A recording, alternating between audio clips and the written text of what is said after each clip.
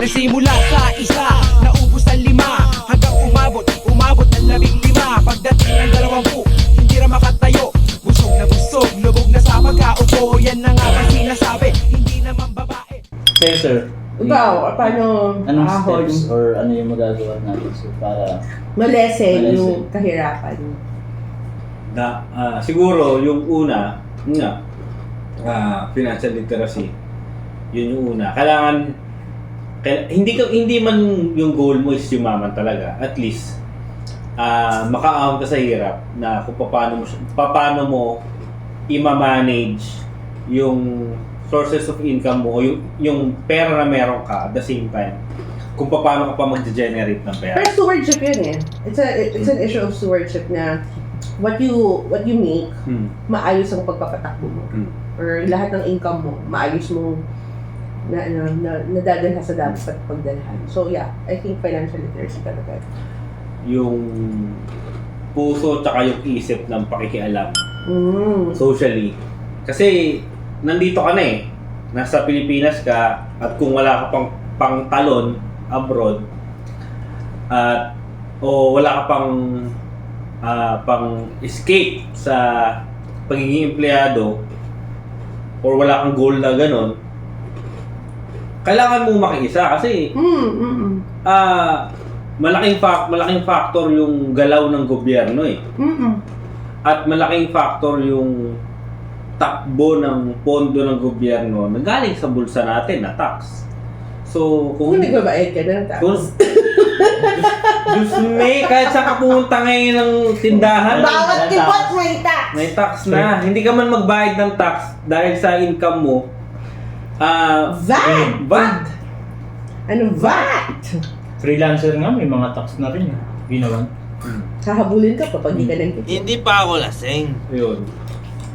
Pakikaalam sa financial literacy. So, yun. Kasi, hindi mo naman pwedeng i-push lahat na maging lumabas sa employee mindset Ako, for example, never ko pinangarap maging boss or lumabas nga ng Business Pilipinas. man. Kasi nga, ang background ko iba. Nag-guess ko naman yun. So, yun. Saka pinag-usapan natin dito yung Pero gusto ko maging secretary ng tycoon. So alam mo yun, you get all the perks, pero you don't have the responsibility. nakikita mo rin na na-enjoy mo lang din. So yun, yung dalawang yun siguro. Para at least malesen lang. Kasi pagka naitama na ng, hindi mo man makol, kasi maraming tatanong din, ba't kayo reklamo kayo? Oh, ba't kayo reklamo? Pero hindi nila alam, kaka-call out mo, may naka-call out din naman talaga sila. May ginagawa sila. Kasi napapansin na eh. Papabango sila, papaganda sila. True. To your benefit. Kasi nagmaayos sila ng dapat nilang ginagawa. Sino ba makikinabang doon? Uy, ihi ka lang ha. Baka di ka na bumalik. Ayun, tapos yun, siguro, yung dalawang yun, dagdagan pa nila ng siguro yung dalawa. Kasi, yun, yung dalawang yun. Open-mindedness. Yeah, pangingialam no? Mm. Mga Pilipino lahat maging Pakialam. bukas sila sa pangingialam sa society. Mm. Welcome kayo sa show ko. The Bashers, Ambassadors. The ambassadors. Pero mahirap ha. One nachos coming up. Nakakaya ko sinabi nila, no? Pag Pilipino ka, Ang hirap ng Pilipino. automatic mahirap ka. Hindi ako galit. Kaya ka mahirap kasi Pilipino ka. Kaya ka mahirap kasi Pilipino ka. Bakit si ano sa bagay yung ibang apelido nila, no?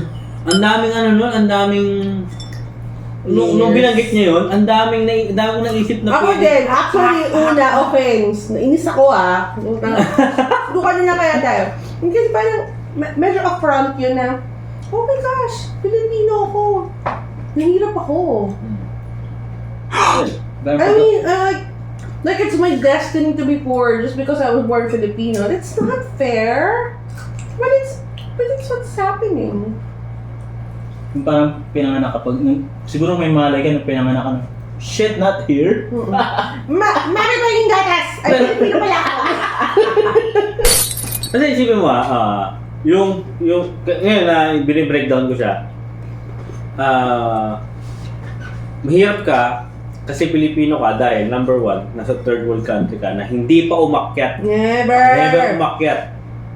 Pangalawa, nasa third world country ka na ang majority may hirap. Ano ba, third world country? Developing country. Diba?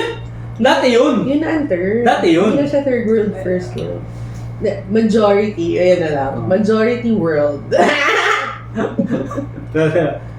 Tapos, yung mga OFW pa natin, hindi naman din ganun kataas ang tingin sa kanila ng mga foreign.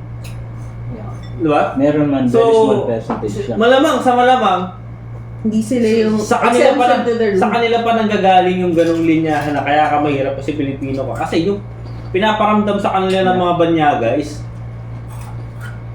mababa lang kayo. Oo, Pilipino ka lang. Kaya ka nga nandito eh. Exactly. Saka may utang ka ba? Hindi ka pa pinanganganak, may utang ka na agad. Yun pa! Hindi ka pa pinapanganak, nagbabayad utang ka na. So lahat ng kikitain mo, pagka-graduate mo, sisimulan mo ng bunuin yung pagkakautang na hindi naman sa'yo! Dahil lang siya nga pumili ng mga leader sa mga ninuno natin. Kaya Alam mo, grabe. di talaga, parang feeling ko ang mga Pilipino, hindi bagay sa atin ng democracy. Parang we're not worthy, no, na mawak ng freedom. Parang, do we Na- deserve the freedom we're getting? We don't even know what to do, we don't even know how to govern Man. ourselves. Nangaramdaman ko yung impact nung kay times ni Sir Chips. Yung salita siya. Yung alam mo yung tayo mga Pilipino, naghanap tayo ng magliligtas sa atin. Oo. Which is, ito Yeah, na, nitong always butuhan, needed diba a nangyari? leader. Akala natin dahil sa pagboto ng isang tao, Gutom na gutom. mababaliktad yung sitwasyon. Sayang tuloy yung mga pinaghirapan ng mga ilang taon na konti mong usad, at least gumagalaw. Habang Pero dahil sunok. nangyari, parang nasayang yung mga effort. Pero yun ang dating sa akin, Pero in bigger picture. Pero, sana meron din tayong umabot sa point na hindi natin pang hinayangan yung mga nangyari. Kasi ibig sabihin nun, natututo ka. So, pinagdaanan nito bilang bansa, you will get something out of it and learn from it. So, kahit hindi sa atin, sana man lang maitanim natin ng tama sa susunod na hindi nila pang hinayangan na kabubuhan ng mga ginagawa natin ngayon.